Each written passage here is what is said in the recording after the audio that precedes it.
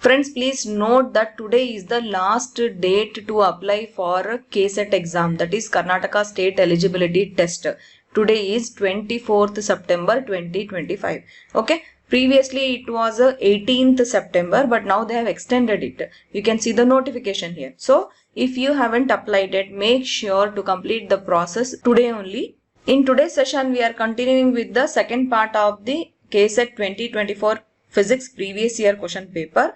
As we already told you in the part 1 of this topic that 30% of questions can be easily answered by the aspirants who are preparing for HSTR and CRISE, and now we can happily include even those aspirants who are preparing for EMRS PGT also. So please make sure that you watch this entire video till the end, because first video many aspirants did not watch, but because few aspirants requested, that's why we are posting the second part of this video. We would request you to please watch it till end if you really want to benefit. Also go and watch the part 1 of this topic also, because these two parts together will give you the conclusion that nearly 30% of questions you can answer if you are a HSTR, CRISE or a PGT aspirant. Please watch it carefully and also let us know in the comment section what do you feel about this, whether you are able to answer 30% of the questions or no. Okay. See this question. This question is from Boolean algebra. As you can see from the question, gates are also there, logic gates. Okay. So the question is the minimum number of NAND gates required to implement the Boolean function a plus ab complement plus ab complement c is equal to, and they have given options 4, 2, 0, 1 they have written. See here, in order to find out the answer, for instance, take some values. Take for instance a is 1, b is 1 and c is 0. You can take any other values also, but I am telling you to take this way just because we have a complement in the question, right? B complement is there. So that's why I am taking 1, 1, 0. Okay. Now if a is 1, b is 1 and c is 0, what is the equation they have given here? This thing, right? Like this. Now substitute it. A 1 we have taken. Then 1. What is b complement if b is 1? It will be 0, right? So it will be 0 here. Plus a is 1. B complement is 0. C we have taken 0. So with this our answer will become 1. Right? Which is also equal to a. When I am getting f is equal to a directly, why do I need any gate at all? Right? So the minimum number of NAND gates required to implement this Boolean function is 0 because I am not needing any gate in order to implement this function. Okay, clear, right? Let us try with any other numbers also so that you will not have any confusion. Let us take everything 1.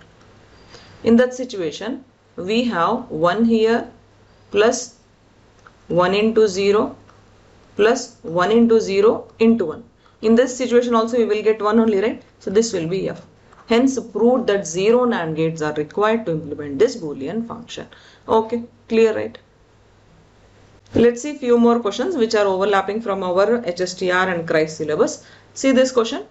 Question number 40. A photodiode function as. So you should be knowing the function of a photodiode. See all the 4 options and reach to the correct answer. We know that a photodiode functions as a photoconductive device while working with reverse voltage. If you have watched our HSTR classes, then you will be knowing this answer. Okay. Next, question number 41. This question is based on errors. A power in a circuit is measured by measuring a current through a resistor. The current is measured with an accuracy of plus or minus 1.5%.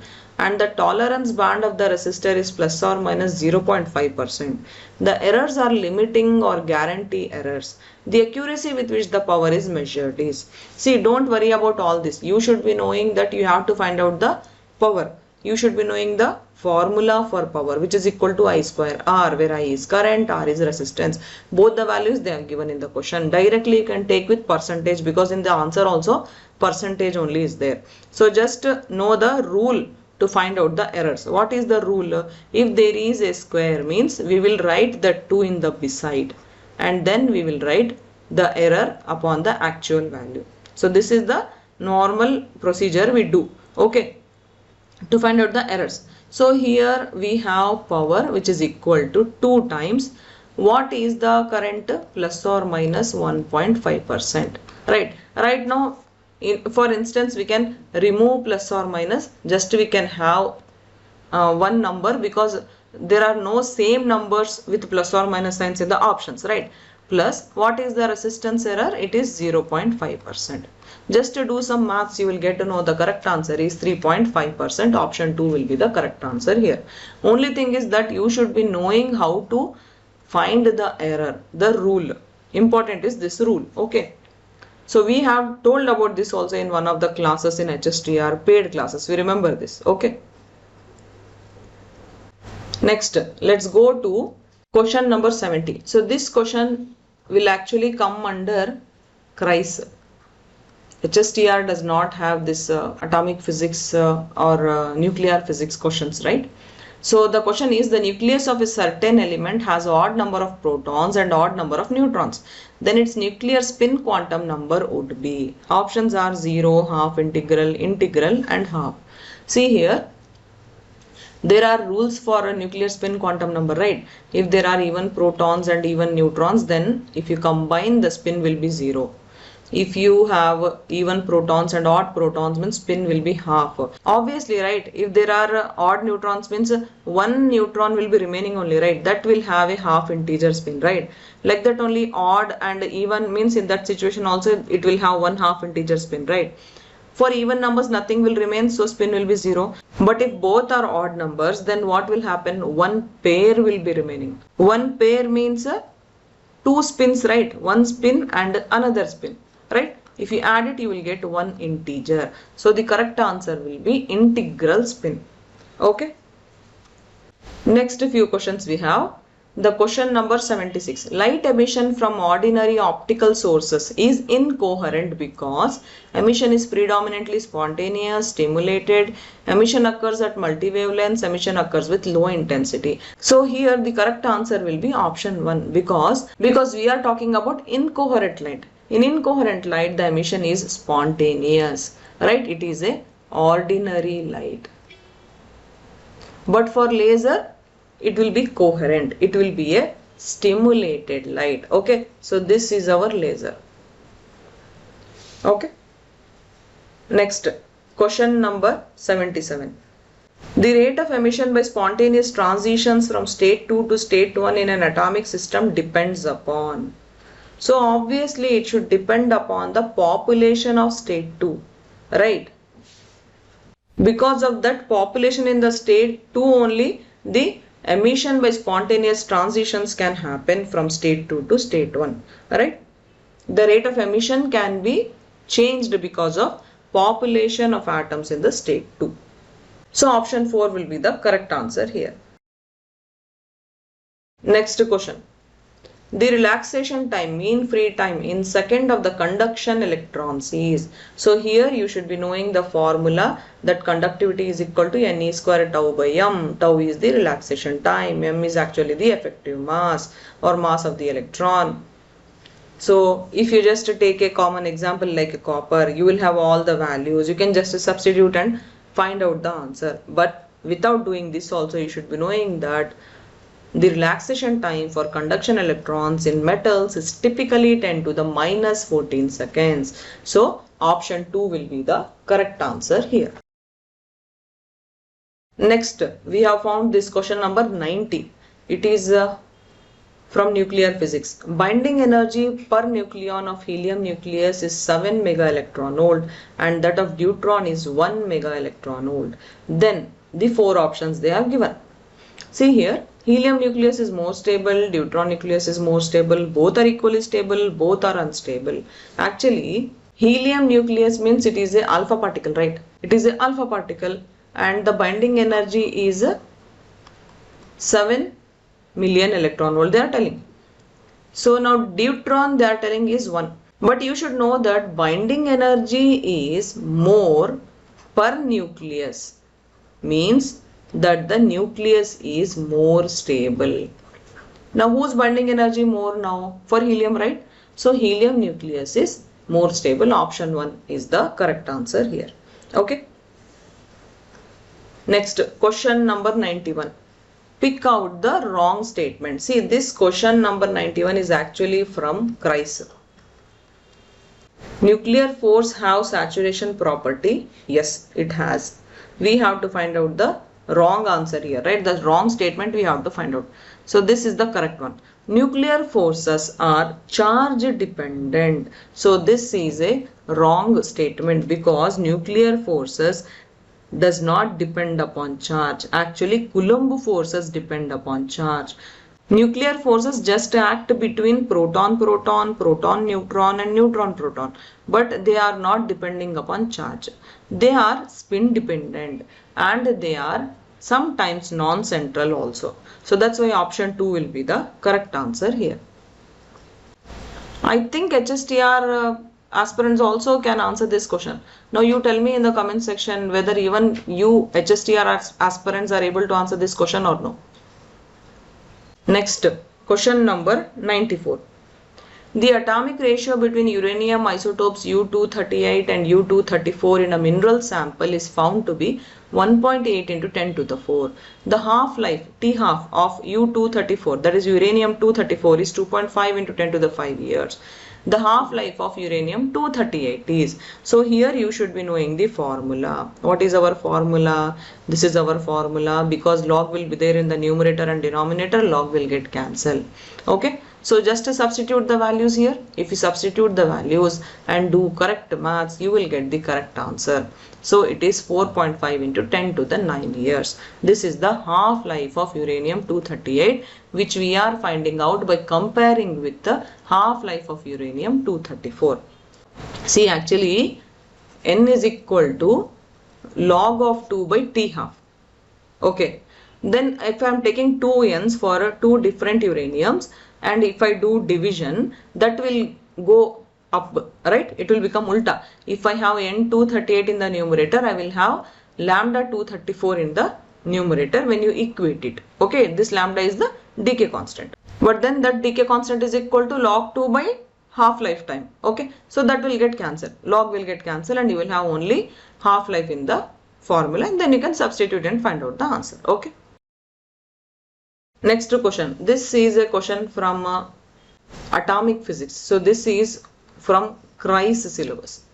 The degeneracy of the J states arising from 3p term with spin orbit interaction is, and they have given 4 options. See here, they are talking about the J states here, right? So what are the possible J values? J is equal to L plus S minus 1, and till L minus S we will go. So if you are our paid aspirant from CRISE batch, then you will be knowing this. So here we have L is equal to 1 and S is equal to 1. Because of this, what will be J? It will be 2, 1, 0. Just I am going to find out the degeneracy now. So what is degeneracy? Degeneracy is nothing but this formula 2J plus 1. Okay. Now I will find out for J is equal to 0, J is equal to 1 and J is equal to 2. For J is equal to 0, degeneracy will be 1. For J is equal to 1, degeneracy will be 3. For J is equal to 2, degeneracy will be 5. Okay. So 1, 3, 5. Option 1 will be the correct answer here. Okay. If you want, you can also verify it. In order to verify, we have this atomic term symbol, right? So here what you have to do, you have to just substitute and see. So this is equal to 2L plus 1 and 2S plus 1. We have L is equal to 1, S is equal to 1. So this is going to give us 3 into 3, which is equal to 9. So 9 terms did we get? See here, add 5 plus 3 plus 1 is also equal to 9. So our answer is correct answer here. Okay. Next question. According to standard model of particles, which one of the following is a fundamental particle? This is also from your CRISE portion only. So here you should understand that the pi meson or pion, it is not a fundamental particle because it is made up of quark and antiquark. Muon, it is a fundamental particle because like electron, it is also another particle which is most fundamental, but in the mass it is little bit more than a electron. Deuteron, it is also not fundamental because it is made up of proton and neutron, whereas neutron is made up of quarks. That's why it is not a fundamental particle. So that's why option 2, muon, is the fundamental particle, but remember that it is heavier than electron. Okay. Next, question number 98. A particle of mass m decays from rest into 3 equal masses that fly away, each with a speed of 0.8 times speed of light. What is the rest mass of the particles? So this question is also from our CRISE syllabus only. Here they are talking about the Lorentz factor and all that will come into picture. So you have to know that the initial energy is mc square and final energy will be 3 into gamma mc square, and gamma is the Lorentz factor. So you have to just substitute the values here with velocity is equal to 0.8 times the speed of light. So with this you will get your rest mass value, which is equal to m by 5. Okay, if you are a paid class aspirant from CRISE, then this question will be very easy for you. You will have done problems based on this. Okay. So these were the questions which HSTR and CRISE aspirants can solve. These are about 25 questions till now we have solved. We have 5 more questions which aspirants can solve, just not directly by the syllabus of HSTR or CRISE, but if the aspirant has gone into little depth with common sense and some logic, the aspirant can solve these problems. Those type of 5 questions are there, that also we will solve here. See this question.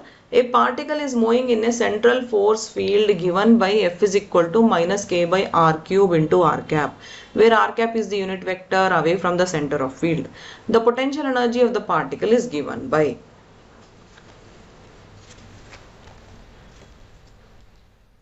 So here we have f of r is equal to minus du by dr. Okay. So if I just neglect the direction and take only the magnitude, f of r is minus k by r cube. This is equal to minus du by dr. Okay. Remember, always potential energy, if now you want to find, you will have to remove the differentiation term and write the integration term here. So you will get k by r cube. Now integral of x to the n is actually x to the n plus 1 by n plus 1, right? You have dx here and you have plus c here. This is the constant. Like that only, here u is equal to k, I will take out a constant, minus r cube is there. So that's why k into r to the minus 3 plus 1 by minus 3 plus 1. So this will be k into r to the minus 2 by minus 2. So here you have potential energy. So here we have minus k upon 2 r square, right? So correct answer here will be option 4. So if you know simple integration, then you can easily find out the answer to this question. Okay. See, few more that type of questions are there. Question number 52. The phase velocity in a plasma is related to the plasma frequency omega p and the acoustic velocity Vs. So you should be knowing the relation between this. See, actually, our phase velocity, this thing though you have learnt in HSTR also. Phase velocity is equal to omega by k, right? If you do the squaring both sides, you will have Vp is equal to square root of omega square by k square.